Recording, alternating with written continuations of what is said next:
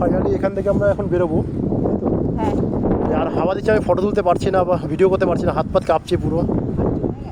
আর এই জায়গার লোকেশনটা এত সুন্দর লোকেশন, তো এখানে আরেকজন হচ্ছে দাঁড়িয়ে গেছে, সব ভিডিও করছে, ফটো তুলছে। প্রচুর প্রচুর রাইডার তো প্রচুর এখানে। হ্যাঁ, সব জায়গায় যাচ্ছে সবাই।